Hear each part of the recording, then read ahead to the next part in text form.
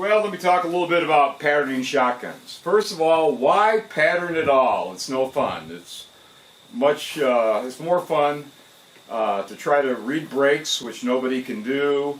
Nobody can count pellets in the air impacting the target with the naked eye, but people do it anyway. But it's more fun to read breaks and come up with excuses why you didn't get that pheasant or the clay pigeon didn't break, rather than the dreary boredom of counting pellets. And it is boring. I mean, why am I out here doing this? Is it because I'm bored? Not hardly. Do I have so much ammo I just don't know what to do with it? No, not too many people do.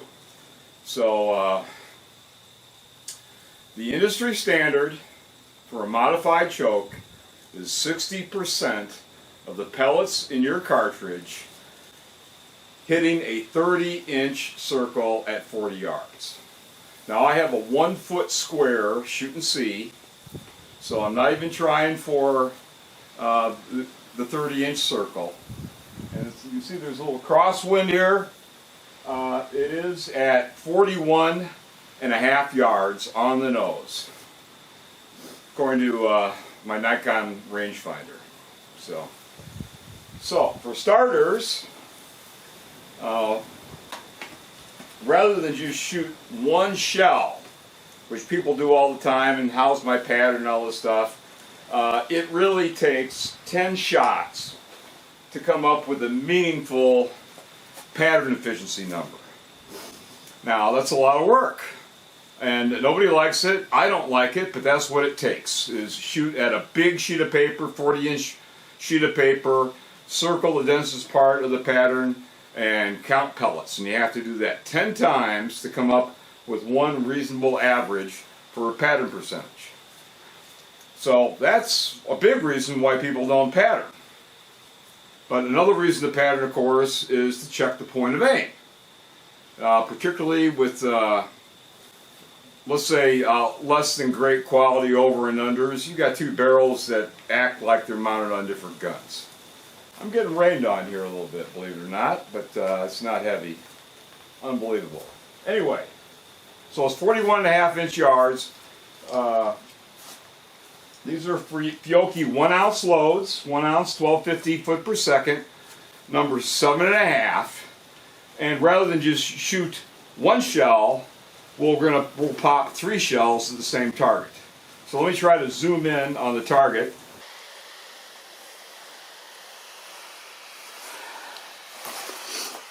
So, rather than just one shot, or spending the time with 10 shots in proper patterning paper, it's going to be 3 shots.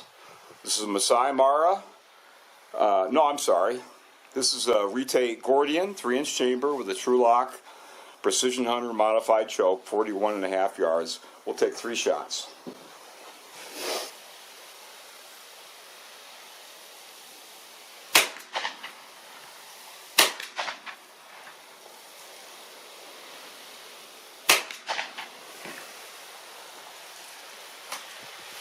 Okay, I'm going to let the camera run. Let me run down and change paper.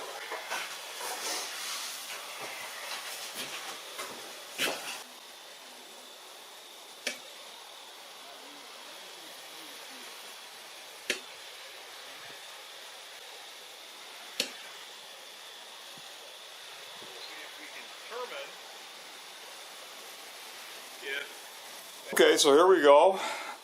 Same range, same 1 foot piece of paper. We'll give it 3 shots with Remington Clay and Field, 1200 foot per second, 1 1/8 loads. So maybe this will give us a hint whether that extra 1/8 of an ounce and a little bit higher antimony shot, 4%, whether that makes the pattern look appreciably different at 41.5 yards. At least that's the idea.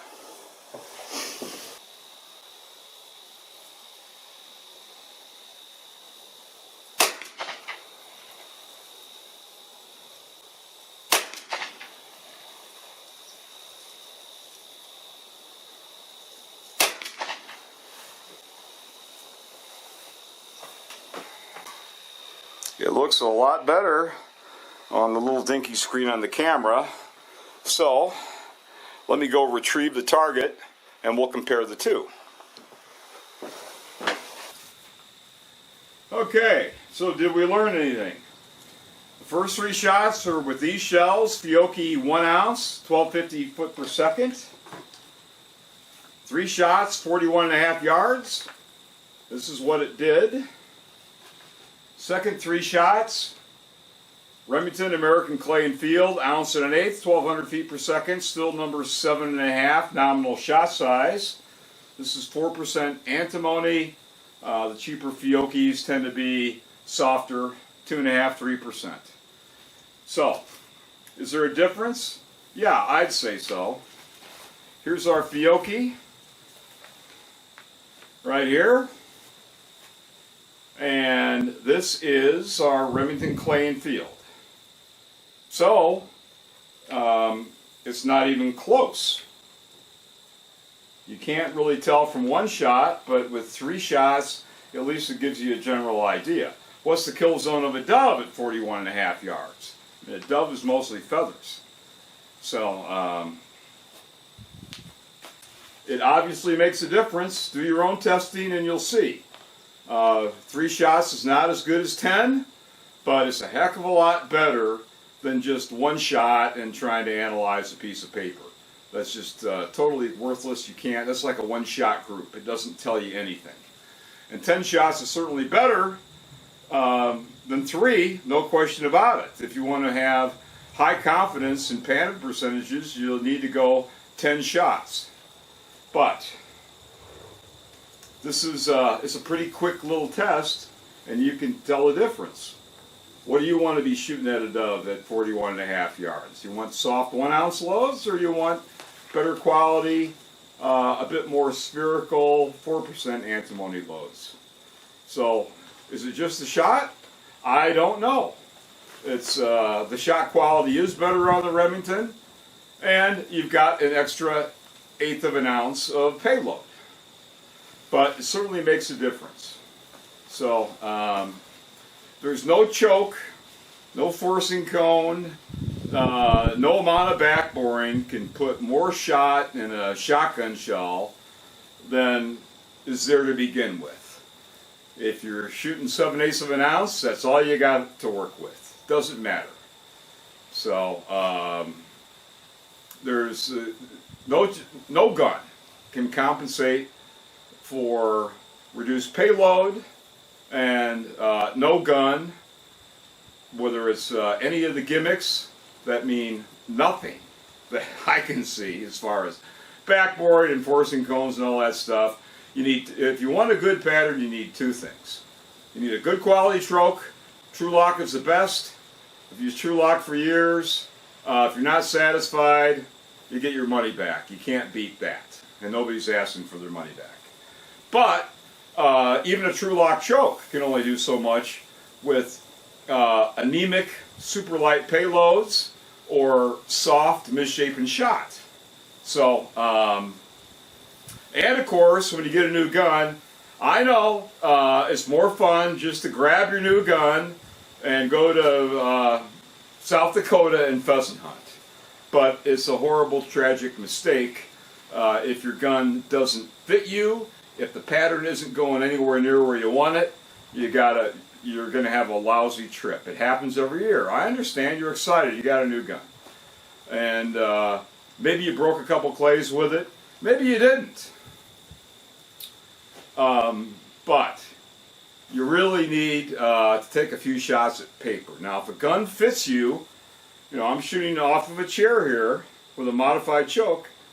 If a gun fits you, like this gun does, like a Fabar and L4S does, the point of impact doesn't change, whether you're bag and cradle, seated, or standing up. It's the exact same point of impact. If your point of impact changes, you got a gun fit issue, because of course when you're shooting off a bag, if the gun doesn't fit you, you can just scrunch your face down into the comb and throw some shot right down the pipe. But if you shoulder the gun, it lands where it lands. So shouldering the gun, same sight picture as bag and cradle, because I've got the correct sight picture on this Rite Gordian when I throw it to my shoulder, and the very, very same sight picture when I'm shooting off a bench. The other thing that can screw you up, I can tell you from experience, I've screwed things up as much as anybody else. Lead sleds or voodoo, your point of impact is going to change. Whether it's a rifle with any appreciable recoil, muzzleloader, or a shotgun, because your shoulder absorbs a lot of the recoil. So that's why you get far more muzzle flip if you're shooting with your gun in a fixture. So people don't like recoil. That's why they use lead sleds and break a lot of scopes and all other things. But chances are, if you use a lead sled, your pattern or your group out of a rifle is going to shoot way high. That's how you're going to hunt with a shotgun or a rifle. Plant it on your shoulder, and that's the best way to shoot off a bench or pattern for a hunting gun, certainly. Obviously, if you're shooting rimfire, something like that, lead sled isn't going to change much because there's so little recoil. But since people buy lead sleds to try to beat the recoil, they're not beating much of anything with 22 long rifle. So, your choice. Anyway, try it for yourself, but it's pretty easy to pick up the difference in chokes, the difference in payloads, and the difference between shells with 3 shots. And if you've got the time, you want to use 48-inch sheet of paper is better. Like turbo targets, you'll use clean paper. You'll have a better idea. I don't have any 48-inch shooting C's, so to have something that's just mildly visually interesting on camera, of course I use the 1-foot square splatter targets. But it gives you an idea. I mean, it's just readily apparent. So try it yourself, prove it to yourself, and have fun doing it. Something like this, it just doesn't take a heck of a lot of time to figure out if the gun fits you or if it's very close to fitting you, and if your shell and choke combination is reasonable or not. Because there's a big difference between constrictions, choke tube quality, and shells. A huge difference. You know, part of the problem is that the 60% at 40 yards, that's the SAMI voluntary spec. So this choke is always a measure of performance. So the idea that you can get one better modified pattern than another, that's really a tough row to hoe. Because modified is modified. You know, it's like the kid, remember when they had cash registers making change? When they cash out the register at the end of the shift, if you're over, that's just as bad as being under. It's not accurate. So you want the cash register box to match the receipts. And it's the same thing with the choke tube. If you want a 60% pattern, 60% of your ounce and an eighth load, 60% of your ounce and a quarter load, well, that's the performance level that you want. If you wanted a denser pattern, use more constriction and everybody would be shooting full or extra full chokes at everything.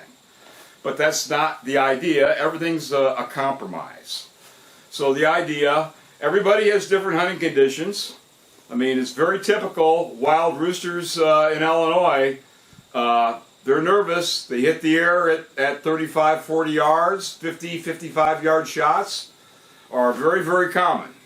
Once in a while you get a dumb rooster that'll hold real nice for the dog, but we have a lot of nervous roosters here, and they've got reason to be nervous.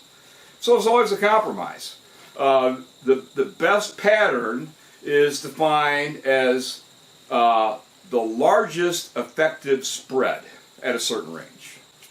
So, of course, the problem is that the ranges vary all over the place when you're hunting. So the best choke tube and the best pattern at 20 yards isn't remotely the best pattern or choke tube constriction at 40 yards. I mean, 10 yards to a shotgun dramatically changes things. So if you're shooting skeet, you don't need any constriction at all. I mean, it just doesn't matter. And you don't even need 1 ounce and 1/8 of shot on a skeet field, where your typical shot is 21, 22 yards, I mean, or less. Some are right in your face. We're talking about 10, 12 yard shots, depending on the stand you're at. So, that's the best analogy, patterning. I mean, we know American skeet, you don't need anything. And we know for ATA 27-yard handicap trap, you're going to be breaking your bird probably at 45 yards, depending on how quick of a shot you are. And we know that roughly 35 to 40 thousandths constriction is what works best. I mean, that's just is common knowledge, and the pattern board proves it. But you look at a pattern, there isn't a heck of a lot of difference between, let's say, a 32, 33 thousandths constriction choke and a 37 or a 38. Now, we've all seen 40 thousandths chokes that are indistinguishable from 30, 35 thousandths choke. So the variability, of course, is the ambient conditions. Higher altitudes, you get tighter patterns, and of course shell quality. You can't expect soft shot or non-spherical shot to hold a pattern past 25 to 30 yards. Inside 25 yards, it really doesn't matter much. But once you get beyond 30 yards, you see rapid pattern decay with poor quality shells. So anyway, thanks for sticking with me through my long-winded, blowhard information. But I realize patterning is no fun. But just a few shots gives you a good comparison. 3 works. It'll get you in the ballpark. And if you've got more time and more ammo, of course, sure, do your 10 shots. The late Neil Winston, who spent a tremendous amount of time doing superb work at the patterning board, he would use 10 shots, but once in a while you get a few shots that were anomalies, because pattern percentages can vary 20% pattern to pattern, with just average quality loads. The higher the quality load, the more consistent. Still going to vary 10%. So it's a big deal. If you're after an 80% pattern, you take 1 shot, oh, it's only 69, 70%. Well, that's 1 shot, so you have to go with averages. Anyway, Neil had some situations. We'd have 2 or 3 shots that were just, I don't know, erratic shells, out of tolerance shells, and the 10-shot average didn't make any sense. So he would just continue to shoot, and sometimes you'd have to go up to 20 shots before the bell curve leveled out and he had a usable pattern percentage. So that's all it is. It's just the normal distribution. Stupid pellets, it's random. I mean, there are no 2 patterns that are exactly identical. They're all different, so what you're after is consistency. Because the idea of patterning is the only way you can predict the future is by past results. So that's the whole idea, because who cares what these shots did? What I'm interested in, whether I'm pheasant hunting or whatever I'm doing, you want to have a good idea, not where your old patterns went, you already know that. Where's the next pattern, and the next pattern, and the next pattern going to be? So anyway, a little time with the pattern board, bring some Diet Dr. Pepper, or some your favorite soda pop, and it'll save ammo and save a lot of frustration later on in the season, particularly with the new gun, because it's sometimes, not always, but sometimes a new gun can be a brave new world. You might think it fits. You might think it fits in the gun shop, just throwing the gun up, but the pattern board can tell you something completely different. So, Thanks again. Sun's coming back out. We had a little rain there for a while. Enough to make a case for camo and Cerakote, I guess. Anyway, thanks for stopping by.